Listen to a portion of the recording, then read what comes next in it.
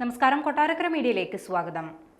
അമേരിക്കയിൽ വിദേശ പൗരന്മാർക്കെതിരായ നടപടികൾ കടുക്കുമ്പോൾ ഇന്ത്യൻ പൗരന്മാരുമായുള്ള ബന്ധം മെച്ചപ്പെടുത്തി ചൈന. 2025 ജനുവരി 1 മുതൽ ഏപ്രിൽ 9 വരെ ഇന്ത്യൻ പൗരന്മാർക്ക് 85,000-ലധികം വിസകൾ അനുവദിച്ചതായി ഇന്ത്യയിലെ ചൈനീസ് എംബസി അറിയിച്ചു. കൂടുതൽ ഇന്ത്യൻ സുഹൃത്തുക്കളെ ചൈന സന്ദർശിക്കാൻ സ്വാഗതം ചെയ്യുന്നുവെന്ന കുറിപ്പോടെയാണ് ചൈനീസ് അംബാസിഡർ സു ഫെയ്ഹോങ് എക്സിലൂടെ ഇക്കാര്യം വ്യക്തമാക്കിയത്. ഇന്ത്യക്കും ചൈനയ്ക്കും ഇടയിലുള്ള യാത്ര സുഗമമാക്കുന്നതിന് ചൈനീസ് സർക്കാർ ഇന്ത്യൻ യാത്രക്കാർക്ക് നിരവധി ഇളവുകൾ ഏർപ്പെടുത്തിയിട്ടുണ്ട്.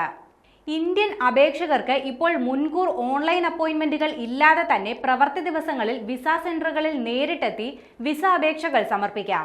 കുറഞ്ഞ സമയത്തേക്ക് ചൈന സന്ദർശിക്കുന്ന യാത്രക്കാരെ ബയോമെട്രിക് ഡേറ്റ നൽകുന്നതിൽ നിന്ന് ഒഴിവാക്കുകയും ചെയ്തിട്ടുണ്ട്.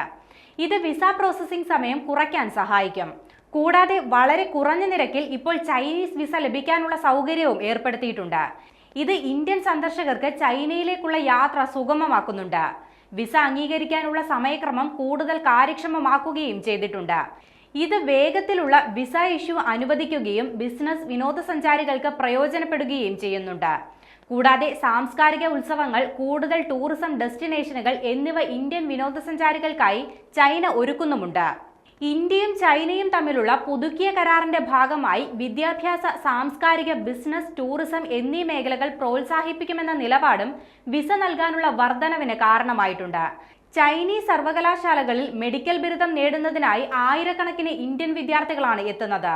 നേരത്തെ കോവിഡ് പകർച്ചവ്യാധി മൂലമുണ്ടായ യാത്രാ തടസ്സങ്ങൾ മാറ്റി വിദ്യാർത്ഥികളുടെ യാത്ര പുനരാരംഭിച്ചതും വിസ ഇഷ്യൂവിലെ വർധനവിന് കാരണമായിട്ടുണ്ട്.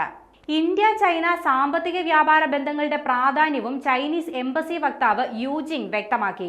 ഇന്ത്യ ചൈന സാമ്പത്തിക വ്യാപാര ബന്ധം പരസ്പര പൂരകത്വത്തിൽ അധിഷ്ഠിതമാണെന്നും അദ്ദേഹം പറഞ്ഞു. American president Donald Trump tariff ഏർപ്പെടുത്തിയത് മുതലുള്ള ബുദ്ധിമുട്ടുകൾ മറികടക്കാൻ രണ്ട് വികസ്വര രാജ്യങ്ങൾ ഒരുമിച്ച് നിൽക്കണമെന്നും അദ്ദേഹം കൂട്ടിച്ചേർത്തു.